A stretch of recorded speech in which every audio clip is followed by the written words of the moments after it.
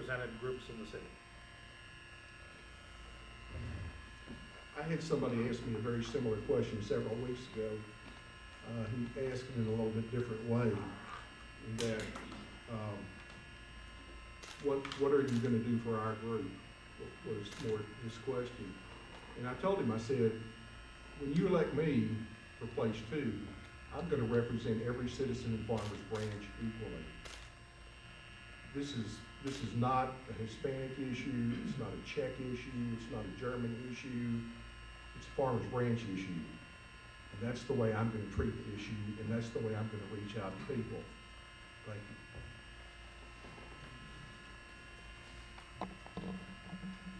We would start the healing process and bring the city back together by electing me as mayor. I will represent all citizens of Farmers Branch, regardless of race, regardless of economic level. But I want to go further than that. I want to start the healing process because it needs to start. We are a divided city. The first thing I would do is point a task force of citizens, all levels of citizens, with our police force, our police chief, and get these people together to decide what needs to be done.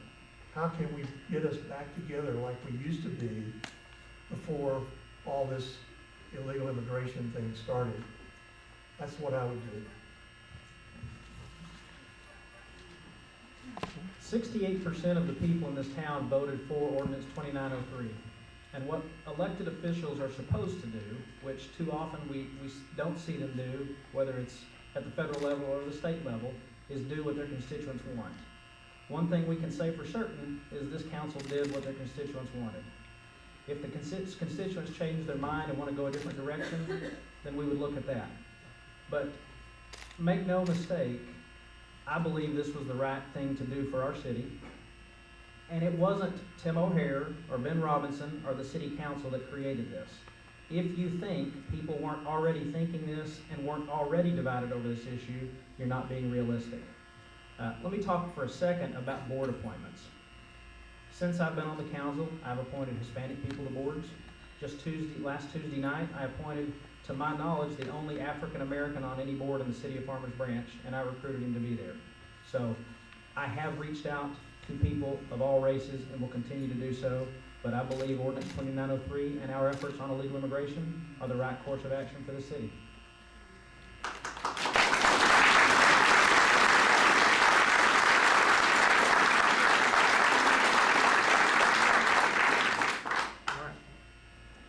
Remember, try to hold applause till the final round. Here's a question in round whatever. This is a round 3. This is a question just for the mayoral candidates. And here's the question. What single concern as our mayor would you discuss with Hillary or Barack or McCain that would impact Farmers Branch residents? Examples: NAFTA, healthcare, reducing friendship monies to other countries, education, illegal immigration. So what single concern as our mayor would you discuss with the 3 presidential contenders? Where do you want to start? Gene? Oh, this is just for the mayors. Right. The biggest thing that the new president can do for us in Farmers Branch is address the illegal immigration situation. I am adamantly opposed to illegal immigration, but it is a federal issue. Farmers Branch cannot afford to fight the legal battles of illegal immigration. The biggest thing that they can do is come together and the Congress and the president do what they're supposed to do and address the issues that are costing our city money, costing our county money, and costing our nation money. Well, that is also what I would talk to whoever the new president is about, but I want to put a little different perspective on it for you. Our legal fees, when you compare it to the general fund budget, are less than 1% when it comes to dealing with illegal immigration. If you count the entire city budget, the $92 million, it's less than 0.5%. Now, here are some real costs that our city has to pay for because of illegal immigration. Take the schools, for example. And I talked to Angela Shelley, who's the Public Relations Director for CFB ISD today. There are 26,048 students in the Carrollton Farmers Branch ISD. 17% of those students cannot produce a birth certificate. So if you just assume half, and I think that's being overly generous, if you just assume half of those students are from the parents of people in this country illegally, and you count the $11,251 that it costs to educate each child, that comes to a total per year that we pay for of $24,910,614. That is but one example of the cost of illegal immigration, and our lawsuits pale in comparison to that number.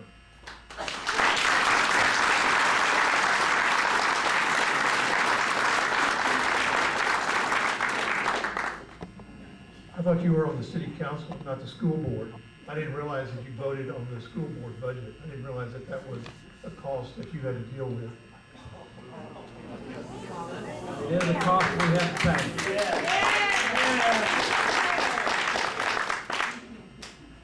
Okay, we now have a question for everyone, is that right? That's my advisors on the assembly table. Now, here's a question that will give you lots of opportunity to turn one way or another. And I guess, start with Harold. And then, let's start with Jay. Yeah. Sitting in the middle, Jay moving to the right, and then Harold, and then Tim and Jean.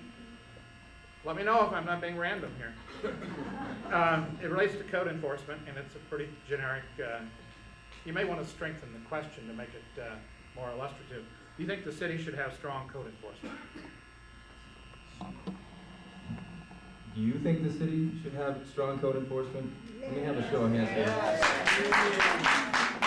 See, I think that's one of the problems here, is we don't always vote for what we think is the best choice. We vote for the lesser of the evils.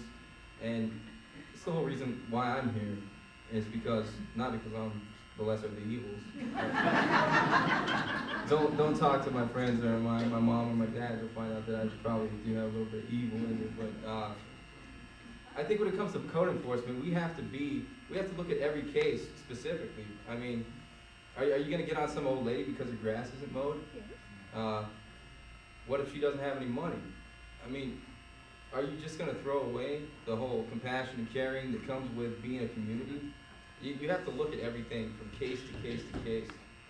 And that's the most important thing.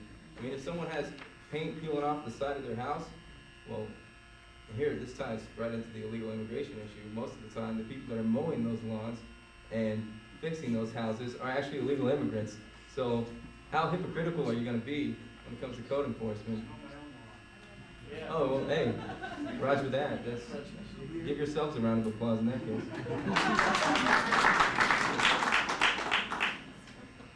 Jay, that was a great answer. That was good. You said basically what I was going to say, but I'll say it, I'll say it again. I think it's very important, code enforcement is very important. But I think code enforcement takes everything that they do very seriously. However, we have programs and we have a lot of volunteers in the city that if we have places or citizens, senior citizens that need help with their lawns or they need help with painting their houses, why can't we help? We have volunteer organizations all over the city that would be willing to take that. Mr. Bledsoe and I spent one of our Saturdays doing that. So I think, if you really care about the city, you'll do that. And let me just say something else. I work for the school district, and I don't know where Angela got those numbers, because usually she checks with us, but it's not $11,000 to educate your children. It's $8,500.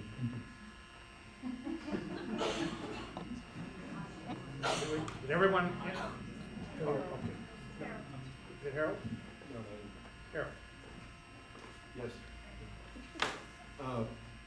I do believe in code enforcement, for several reasons. First of all, it upholds our property values.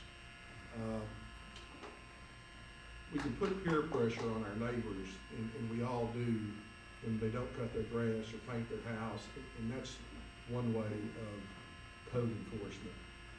Code enforcement tells the world that we care about our neighborhood.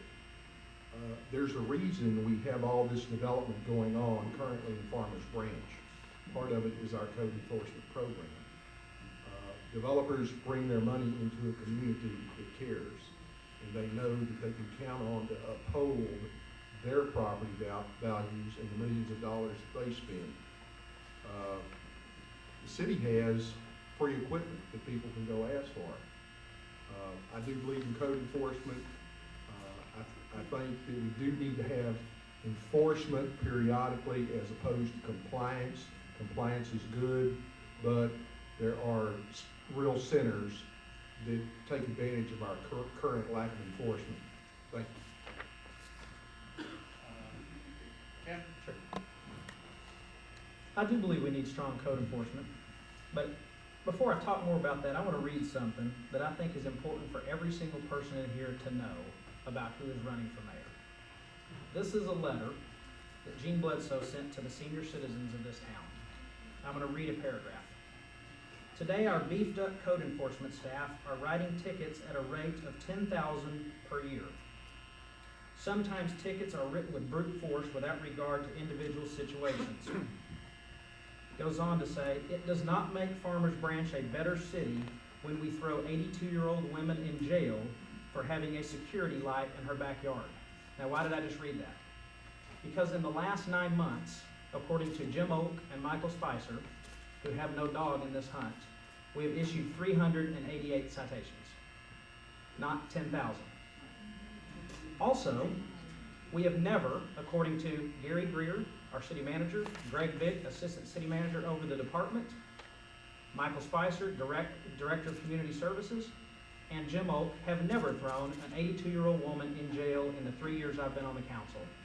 I think that tells you a lot right there. Just have a warrant for her arrest.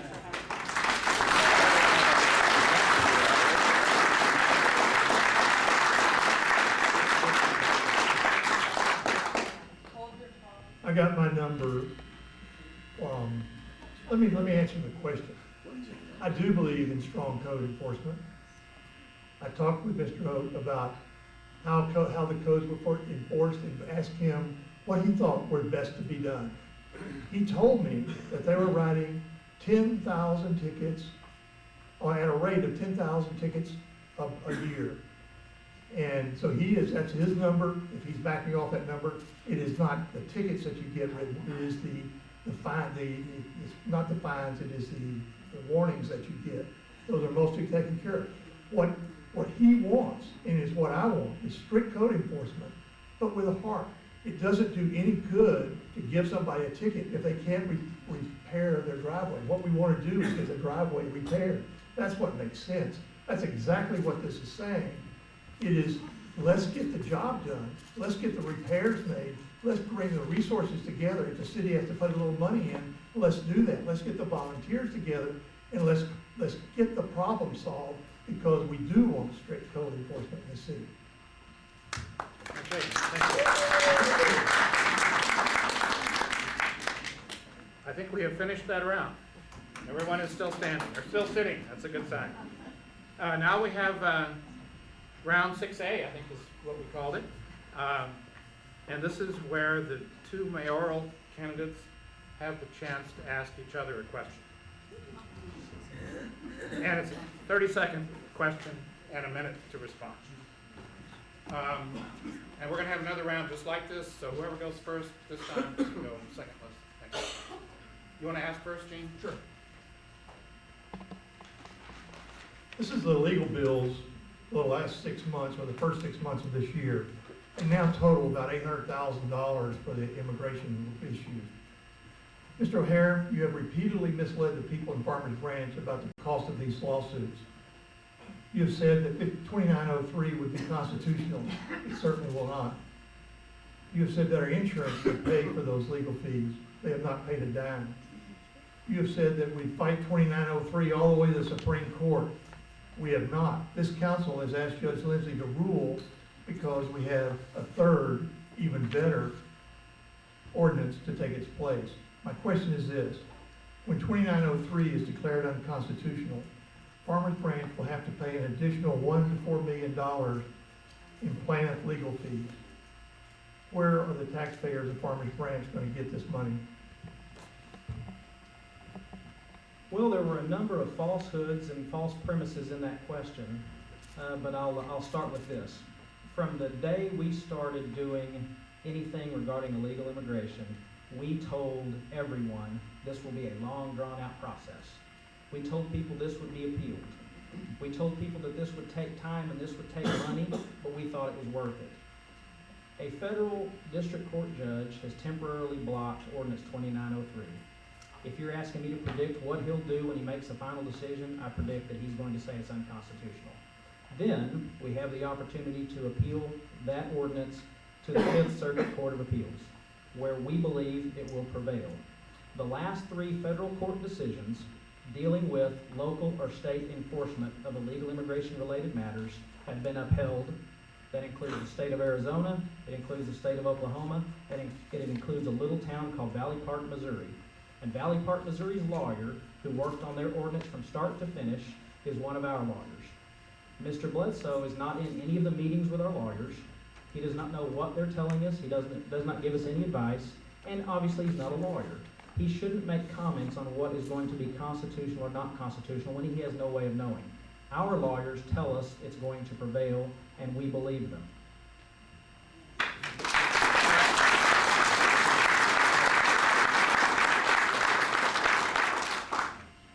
Now, in an analogous fashion, that's not easy to say either, each of the 3 placed 2.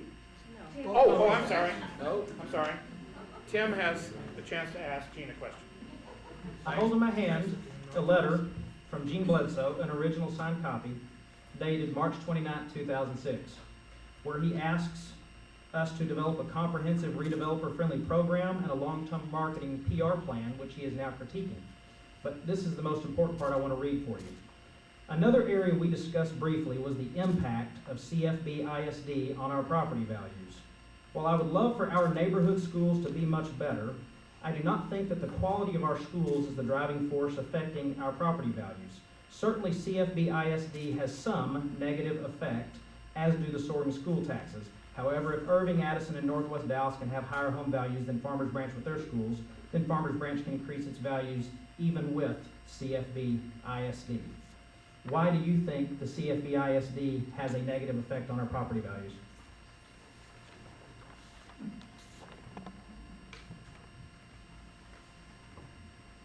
I think that all schools have some effect on the property values. But what year, how long ago was that? March 29th, 2006. One of the nice things about Carrollton Farmers Branch is how incredible the schools have improved. I think that they do have a problem, but we have really good schools in Carrollton Farmers Branch. We have better schools in Carrollton Farmers Branch by ratings than Plano, than Richardson does. We have as good a schools as Plano has. We have good schools. They have doing a good job of teaching our kids. We should talk about the good schools that we have, because as public figures, you tend to run down the schools, and which runs down the property values even worse. Thank you. That's round 6.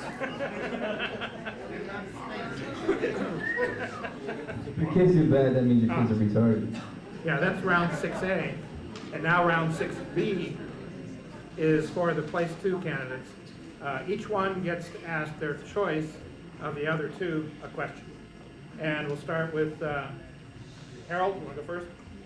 And tell us who you're asking. Mr. Rendon. Surprise. Mr. Rendon, what are your plans, if any, to address the illegal immigration issue in Farmers Branch? Well, I think I've been very clear about illegal immigration. I'm against illegal immigration. Again, I reiterate that that is a federal issue. Until someone can prove that we can afford millions of dollars in lawsuits, I don't think the citizens need to be paying it. I think my taxes are high enough as they are. And I know there's been some comment that we haven't raised taxes in the last 3 years. Well, we haven't raised taxes in a long time. And in fact, I remember when we used to get money back from the city. Surprise, surprise. Why don't we get money back from the city? We say we have an $8 million surplus. We don't have an $8 million surplus. We started with 13 million and now we're down to 8. That's not a surplus. I know I get criticized for saying that we have deficits. Well, from 13 million to 8 million, that's a loss, folks. And if you're happy with it, then vote for my opponent. If you want to do something about it, vote for me. Jay, you get to ask your choice of your two opponents a question. All right. Actually, I'd like to ask both of them what their opinions are on sign pollution. Pick one. Go ahead, pick one. I was just kidding, actually. It's really hard. I don't want to ask any of these candidates a specific question about policy because it's really not my nature to do so. So, Mr. Rendon, what is your favorite dessert?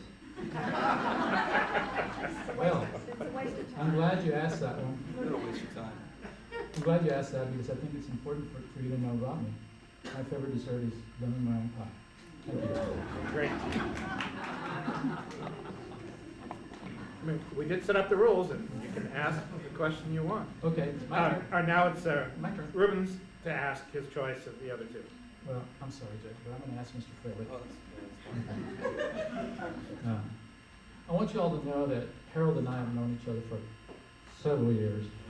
So, we may banter back and forth, but, we've known each other, and so we're friends, so that's not an issue. But I want to ask Harold this question. Now, on your website, you wrote, I consider that my traditional family background is truly representative of many of our citizens and their lifestyle. It says 40% of our citizens are Hispanic. This begs the question, okay? Since you're running at large, what are you going to do to bring about the community, the Hispanic community, the Anglo community together?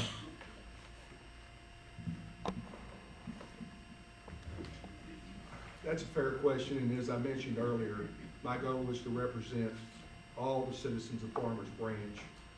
Most of you probably know there are several Hispanics and at least one black person in our support group. With regard to my website, I think my values, my mores, my beliefs do represent many of you sitting out there tonight and many of the citizens of Farmers Branch. Farmers Branch is traditionally a Christian community. They're a law-abiding community, and quite frankly, I don't think Farmers Branch needs to wait on Washington, D.C. We've been waiting on Washington, D.C. for an energy crisis, for Social Security, to solve that problem.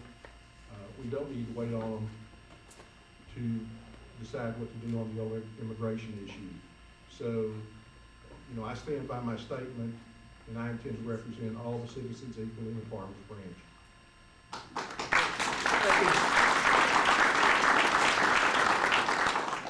And now we have a mayor on mayor opportunity again, and whose turn is it?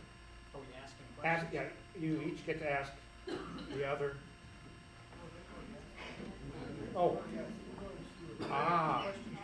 Thank you. My advisors have corrected me. This is a question for me, for the two mayoral candidates. Is that right? Thank you, James. And this is very pertinent, particularly to those who are standing around the edges of the room. What is your plan for enlarging or building a new library?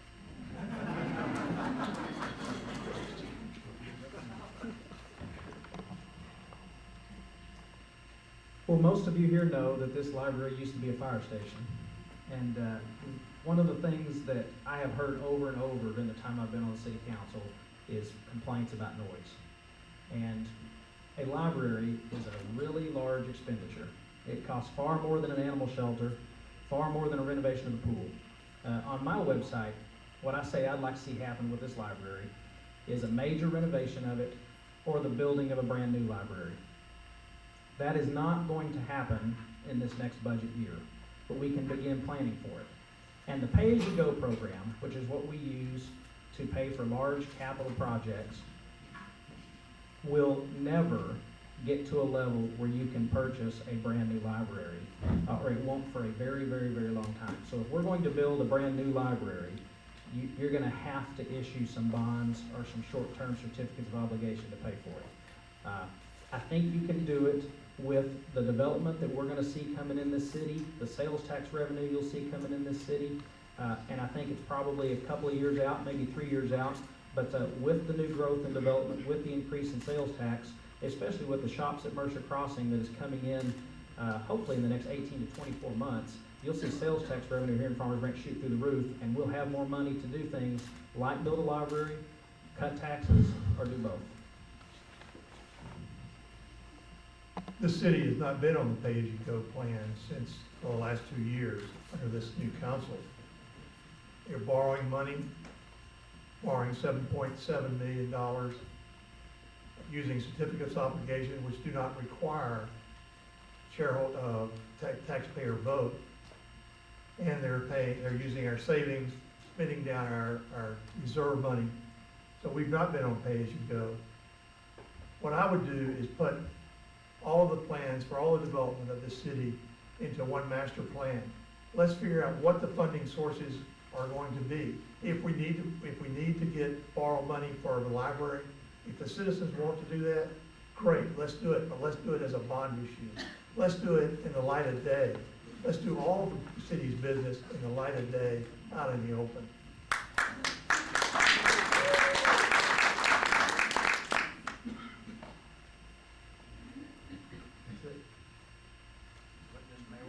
That was, yeah, is that the end of round 16?